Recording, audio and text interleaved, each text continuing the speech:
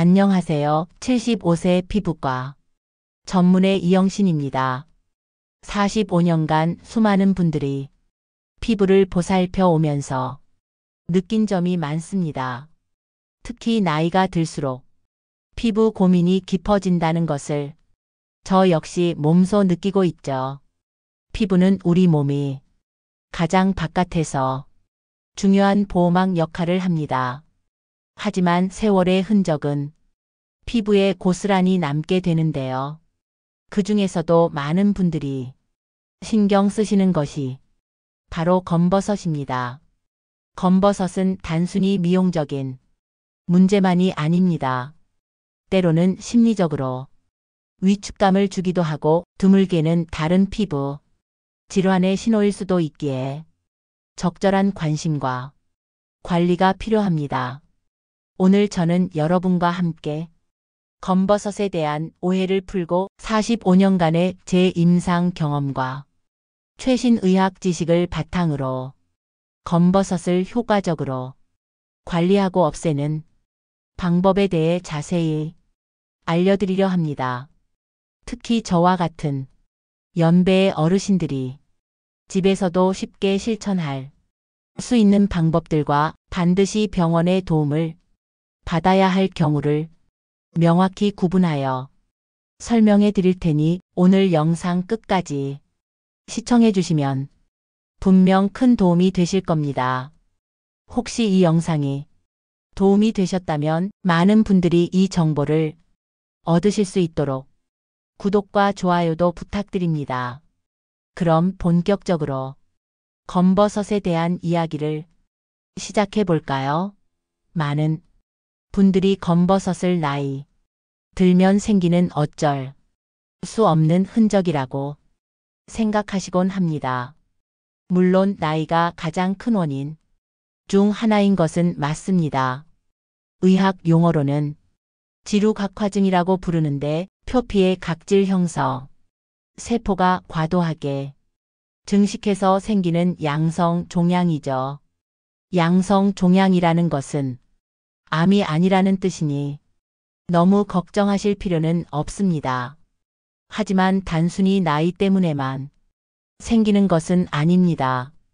첫 번째 원인은 바로 자외선 노출입니다. 젊었을 때 햇빛에 많이 노출된 부위, 예를 들어 얼굴, 목, 팔, 다리 등에 검버섯이 잘 생기는 것을 보면 알 수 있습니다. 자외선은 멜라닌 색소 생성을 자극하고 피부 세포의 변성을 유발하기 때문이죠.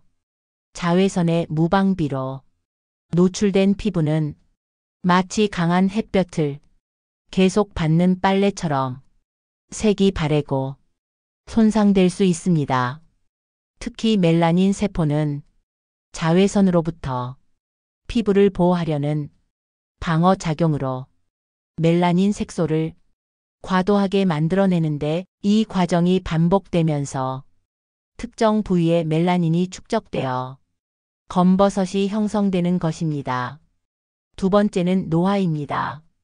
40대 이후부터 서서히 나타나기 시작해서 70대가 되면 대부분의 어르신들이 한두 개씩은 가지고 계실 정도로 흔한 피부 변화입니다. 피부 세포의 재생 능력이 떨어지고 멜라닌 색소 조절 기능이 약화되기 때문입니다. 나이가 들면 피부의 콜라겐과 엘라스틴, 섬유가 감소하면서 피부 탄력이 떨어지고 세포의 턴오버 주기 또한 길어집니다. 이로 인해 손상된 피부 세포가 제때 탈락하지 못하고 쌓이면서 검버섯의 형태로 나타나기 쉬워집니다. 특히 피부의 표피층이 두꺼워지는 현상이 동반되면서 더욱 도드라져 보이게 되는 것이죠. 세 번째는 유전적 요인입니다. 가족 중에 검버섯이 많은 분들은 자신도 검버섯이 잘 생기는 경향이 있습니다. 이는 특정 유전자형이 자외선에 대한 피부의 반응이나 멜라닌 색소 생성 능력, 피부 노화 속도 등의 영향을 미치기 때문으로 알려져 있습니다.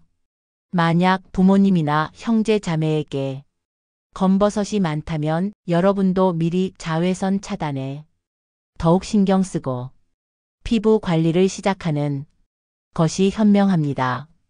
갈색 또는 검은색의 둥글거나 타원형의 반점 형태로 나타나는데 초기에는 평평하다가 시간이 지날수록 크기가 커지고 색이 짙어지며 마치 밥알을 붙여놓은 것처럼 약간 융기되기도 합니다. 이러한 특징들을 잘 기억해 두시면 좋습니다. 이 융기된 형태는 검버섯의 특징적인 모습으로 만져보면 거칠고 딱딱한 느낌이 들기도 합니다. 어떤 검버섯은 표면이 마치 뇌주름처럼 울퉁불퉁해 보이기도 합니다. 혹시 여러분 피부에도 이런 갈색 반점들이 보이시나요? 단순한 주근깨나 잡티와는 조금 다르게 표면이 오돌토돌하거나 만져봤을 때 약간 튀어나온 느낌이 든다면 검버섯일 가능성이 높습니다. 검버섯은 대부분 미용상의 문제 외에는 특별한 증상이 없습니다. 하지만 간혹 가려움증을 동반하거나 외관상 스트레스를 유발하기도 합니다. 특히 얼굴이나 손등처럼 노출이 잦은 부위에 검버섯이 생기면 상대방의 시선을 의식하게 되고 자신감이 떨어지는 등 심리적인 위축감을 가져올 수 있습니다. 이로 인해 대인 관계나 사회생활에도 영향을 미치는 경우를 많이 보았습니다. 무엇보다 중요한 것은 검버섯과 모양이 비슷하지만 치료가 필요한 다른 피부 질환들도 있다는 점입니다. 예를 들어 악성, 흑색종 같은 피부암은 검버섯과 육안으로는 구별하기 어려울 때도 있습니다. 악성 흑색종은 비정형적인 모양, 불규칙한 경계, 여러 가지 색깔, 그리고 빠르게 커지는 특성을 보이기도 합니다.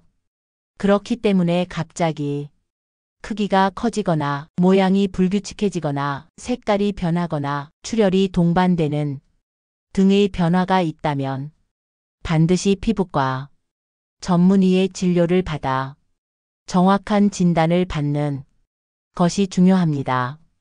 피부과 전문의는 육안 검사는 물론 피부 확대경 검사나 필요시 조직 검사를 통해 정확하게 진단하고 적절한 치료 방향을 제시해 드릴 수 있습니다. 혹시 여러분 피부에 나타난 반점 때문에 걱정하고 계시진 않으셨나요? 망설이지 말고 가까운 피부과 전문의와 상담해 보시는 것을 강력히 권해드립니다. 저희 병원에 오셨던 80세 이순자 할머니의 사례를 말씀드릴까요?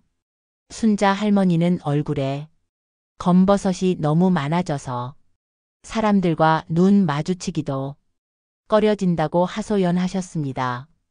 특히 오른쪽 뺨에 있는 검버섯은 점점 커지고 색이 진해져서 혹시 나쁜 병은 아닐까 하고 밤잠까지 설치셨다고 합니다.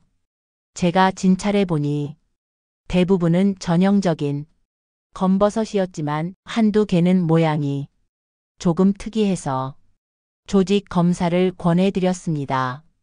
다행히 모두 양성으로 판명되었고 레이저 치료 후에는 몰라보게 환한 얼굴로 다시 찾아오셨습니다.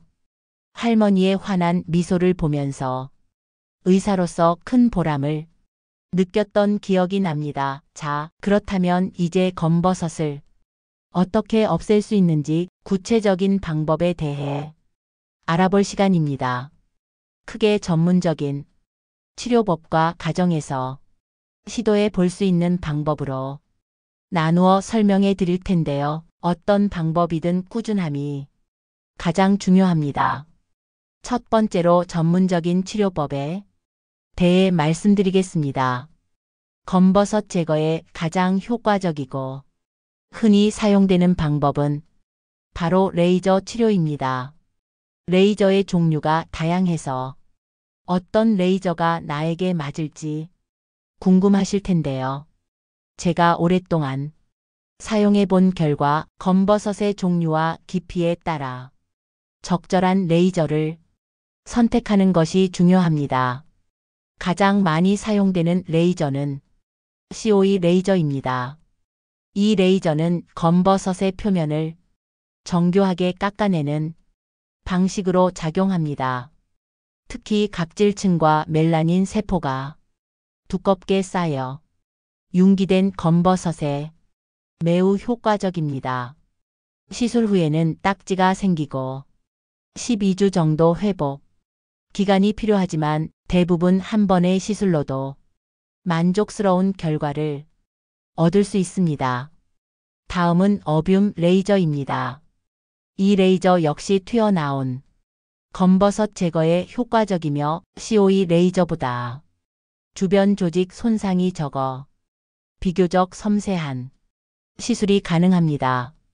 작은 병변을 제거하거나 흉터가 남을까 걱정되는 부위에 사용하기 좋습니다. 어뷸 레이저 역시 시술 후 딱지가 생길 수 있으며 회복 기간은 COE 레이저와 비슷합니다.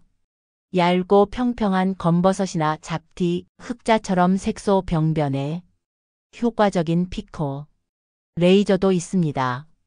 피코 레이저는 매우 짧은 시간 피코초 단위 동안 강력한 에너지를 조사하여 멜라닌 색소를 짧게 부수는 방식입니다.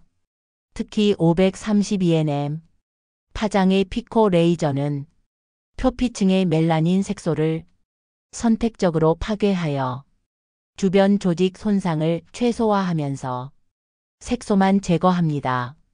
시술 후 색소 침착의 위험이 적고 민감한 피부에도 비교적 안전하게 적용할 수 있다는 장점이 있습니다. 다만 융기된 검버섯보다는 평평한 검버섯에 더 효과적입니다. 최근에는 젠틀맥스 레이저도 많이 사용됩니다. 이 레이저는 피부 깊이 에너지를 전달하여 시술 횟수를 줄이고 치료 효과를 극대화할 수 있습니다. 여러 종류의 색소, 병변과 혈관 병변을 동시에 치료할 수 있는 복합적인 레이저로 피부 전반적인 톤 개선에도 도움을 줍니다. 어떤 레이저를 선택할지는 피부과 전문의와 상담하여 검버섯의 종류, 크기, 깊이, 그리고 피부 상태에 맞춰 결정하는 것이 가장 중요합니다. 레이저 시술 외에도 검버섯 제거에 사용되는 몇 가지 방법이 더 있습니다. 냉동 치료는 액화, 질소를 이용하여 병변을 순간적으로 얼려 괴사시키는 방법입니다. 비교적 간단하고 비용이 저렴하다는 장점이 있지만 정교한 조절이 어려워 주변 피부의 동상과 같은 부작용이 생길 수 있고 깊이 조절이 어려워 재발 가능성도 있습니다. 주로 크기가 작은 검버섯이나 다른 치료가 어려운 경우에 고려될 수 있습니다. 전기 소작술은 고주파 전류를 이용하여 검버섯 조직을 태워 제거하는 방식입니다. 역시 비교적 간단한 시술이지만 열 손상으로 인해 흉터가 남을 가능성이 있고 숙련된 전문의에게 시술 받는 것이 중요합니다. 이처럼 다양한 전문적인 치료법이 있지만 75세 이상 어르신들의 피부는 젊은 피부와는 다른 특징을 가집니다. 피부가 얇고 민감하며 재생 능력도 떨어져 있기 때문에 더욱 신중한 접근이 필요합니다. 따라서 검버섯 치료를 고려하신다면 반드시 피부과 전문의의 진단을 받고 개인의 나이, 피부 타입, 증상 정도에 맞는 적절한 시술을 선택해야 합니다. 예를 들어 레이저 강도를 조절하여 피부에 무리가 가지 않도록 하거나 시술 후 재생 관리에 더욱 신경 써야 합니다. 저희 병원에 오셨던 78세 박영희 선생님의 사례를 말씀드릴게요. 영희 선생님은 얼굴에 크고 진한 검버섯 몇 개가 오래전부터 고민이셨는데 혹시 아플까봐 흉터가 남을까봐 두려워서 치료를 망설이고 계셨습니다. 저는 영희 선생님의 피부 상태를 꼼꼼히 진찰한 후 COE 레이저와 피코 레이저를 복합적으로 사용하는 맞춤형 치료 계획을 세워드렸습니다. 통증은 최소화하고 피부 재생을 돕는 레이저 시술 후 관리 프로그램도 함께 진행했습니다. 처음에는 반신반의하시던 영희 선생님은 시술 후 한 달이 채 안 되어 깨끗해진 얼굴을 보시고는 정말 만족해 하셨습니다. 진작 할 걸 그랬어. 얼굴이 깨끗해지니 마음까지 젊어진 것 같아. 라고 말씀하시며 활짝 웃으시던 모습이 아직도 생생합니다. 이처럼 전문적인 치료는 검버섯을 효과적으로 제거하는데 큰 도움이 됩니다. 하지만 치료만큼 중요한 것이 바로 시술 후 관리입니다. 레이저 시술 후에는 피부가 민감해지고 약해져 있기 때문에 세심한 관리가 필수적입니다. 첫째, 딱지는 절대로 억지로 떼어내지 마세요. 딱지는 상처가 아물어가는 자연스러운 과정입니다. 딱지가 자연스럽게 떨어지도록 기다려야 흉터를 최소화하고 색소 침착을 예방할 수 있습니다. 둘째, 자외선 차단은 필수입니다. 시술 부위가 자외선에 노출되면 색소 침착이 더욱 심해질 수 있습니다. 외출 시에는 자외선 차단제를 꼼꼼히 바르고 모자나 양산을 사용하여 자외선으로부터 피부를 보호해야 합니다. 특히 시술 후 최소 3개월 동안은 자외선 차단에 각별히 신경 써야 합니다. 셋째, 세안은 조심스럽게 하세요. 딱지가 있는 동안에는 물이 직접 닿지 않도록 주의하고 자극이 적은 약산성 클렌저를 사용하여 부드럽게 세안해야 합니다. 넷째, 음주 흡연, 사우나, 찜질방, 격한 운동은 피하는 것이 좋습니다. 이러한 활동들은 혈관을 확장시켜 시술 부위에 염증이나 색소 침착을 유발할 수 있습니다. 마지막으로 피부 재생 관리에 힘써야 합니다.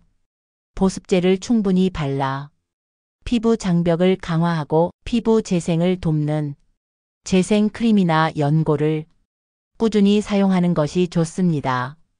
비타민C와 같은 항산화제를 섭취하는 것도 피부 회복에 도움이 될 수 있습니다. 검버섯은 제거 후에도 재발할 수 있습니다. 앞서 말씀드린 원인들을 생각해보면 당연한데요. 지속적인 자외선 노출과 노화는 피할 수 없는 부분이기 때문입니다. 따라서 꾸준한 관리와 생활 습관 개선을 통해 재발을 방지하는 것이 중요합니다. 자, 지금까지는 병원에서 받을 수 있는 전문적인 검버섯 제거 방법에 대해 알려드렸습니다. 그렇다면 집에서는 어떤 방법으로 검버섯을 관리하고 예방할 수 있을까요? 75세 전문의인 제가 직접 확인하고 권해드릴 수 있는 가정요법들을 지금부터 소개해 드리겠습니다. 물론 이러한 방법들은 전문적인 치료만큼 즉각적인 효과를 보이지는 않지만 꾸준히 실천하면 멜라닌 색소 생성을 억제하고 피부 재생을 도와 검버섯의 색을 옅게 만들거나 추가적인 발생을 예방하는 데 도움을 줄 수 있습니다. 가장 기본적인 것은 바로 자외선 차단입니다. 자외선은 검버섯 발생의 주요 원인이므로 외출 시에는 반드시 자외선 차단제를 꼼꼼히 바르셔야 합니다. 흐린 날씨에도 자외선은 존재하므로 실내에서도 창가에 있다면 자외선 차단제를 바르는 것이 좋습니다. SPF 30 이상의 제품을 사용하고 23시간마다 덧발라 주는 것이 효과적입니다. 모자, 양산, 긴 소매 옷 등으로 물리적인 차단도 병행하시면 더욱 좋습니다. 다음은 식단 관리입니다. 우리 몸에 좋은 음식을 섭취하는 것은 피부 건강에도 큰 영향을 미칩니다.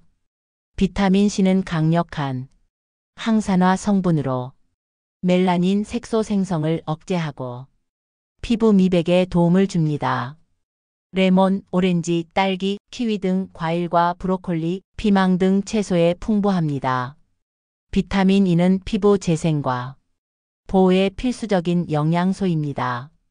아몬드, 해바라기씨, 올리브유 등 견과류와 식물성 기름에 많이 들어 있습니다. 베타카로틴은 몸속에서 비타민 O로 전환되어 자외선으로부터 피부를 보호하는 데 도움을 줍니다. 당근, 시금치, 호박 등 주황색과 녹색 채소에 풍부합니다. 오메가-3 지방산은 피부 염증을 줄이고 보습력을 높여줍니다. 등푸른 생선, 호두, 아마씨 등에 많습니다. 감초차 찌꺼기를 활용하는 방법도 있습니다. 감초는 예로부터 피부 미백과 진정에 사용되어 온 약재입니다. 감초차를 마시고 남은 찌꺼기를 식혀서 거지에 싸서 검버섯 부위에 올려두면 피부톤을 밝히는데 도움을 줄 수 있습니다. 양배추 잎을 활용하는 것도 좋은 방법입니다. 양배추에는 비타민 U와 비타민 K가 풍부하여 피부 재생과 상처 치유에 효과적입니다. 깨끗하게 씻은 양배추 잎을 잘게 다지거나 믹서에 가라즙을 내어 검버섯 부위에 팩처럼 올려두면 피부 진정과 재생을 도울 수 있습니다. 알로에 생즙에 강황 우유팩을 섞어 사용하는 것도 효과적입니다. 알로에는 피부 진정과 보습에 탁월하고 강황은 커큐민이라는 강력한 항산화 성분으로 피부 미백과 염증 완화에 도움을 줍니다. 알로에 생즙과 강황 가루, 우유를 적절히 섞어 팩을 만들어 꾸준히 사용하면 얼굴빛이 환해지는 것을 느끼실 수 있을 겁니다. 제가 이전에 진료했던 77세 정숙자 할머니는 이 가정 요법들을 꾸준히 실천하신 후 피부톤이 전반적으로 맑아지고 검버섯 색도 옅어졌다고 매우 기뻐하셨습니다. 가정요법을 시도할 때는 반드시 패치 테스트를 먼저 하여 알레르기 반응 여부를 확인하고 레몬처럼 산성이 강한 재료는 민감한 피부에 자극이 될 수 있으므로 소량만 사용하거나 다른 재료와 희석해서 사용하는 등 주의가 필요합니다. 다음으로 생활 습관 개선에 대해 말씀드리겠습니다. 규칙적인 손 운동은 뇌 활동을 자극하고 혈액순환을 원활하게 하여 피부톤 개선에도 간접적으로 도움을 줍니다. 손을 쥐었다 펴거나 손가락을 하나씩 움직이는 간단한 운동을 꾸준히 해보세요. 충분한 수면도 중요합니다. 수면 중에는 피부 세포가 활발하게 재생되기 때문에 숙면은 피부 건강에 필수적입니다. 또한 스트레스 관리가 중요합니다. 스트레스는 호르몬 불균형을 초래하여 피부 트러블을 유발할 수 있습니다. 자신만의 스트레스 해소법을 찾아 꾸준히 실천하시기 바랍니다. 제가 마지막으로 강조하고 싶은 것은 꾸준함입니다. 검버섯은 하루아침에 생기는 것이 아닌 만큼 하루아침에 사라지기를 기대하는 것은 어렵습니다. 어떤 방법을 선택하시든 꾸준히 실천하는 것이 가장 중요하며 단기간에 효과가 나타나지 않더라도 조급해하지 마시고 인내심을 가지고 관리해야 합니다. 오늘 제가 알려드린 정보들이 여러분의 검버섯 고민을 해결하고 더 건강하고 자신감 있는 피부를 가꾸는데 도움이 되기를 진심으로 바랍니다. 여러분의 경험이나 궁금한 점이 있다면 댓글로 남겨주세요. 제가 직접 확인하고 답변해 드리겠습니다. 여러분의 소중한 의견이 다른 분들께도 큰 도움이 될 것입니다. 오늘 영상이 유익하셨다면 구독과 좋아요, 알림 설정까지 꼭 부탁드립니다. 더 많은 분들이 이 영상을 통해 검버섯에 대한 올바른 정보를 얻고 건강한 피부를 되찾으실 수 있도록 여러분의 작은 관심과 참여가 저에게는 큰 힘이 됩니다. 다음번에도 더욱 유익하고 알찬 건강 정보로 찾아뵙겠습니다. 감사합니다.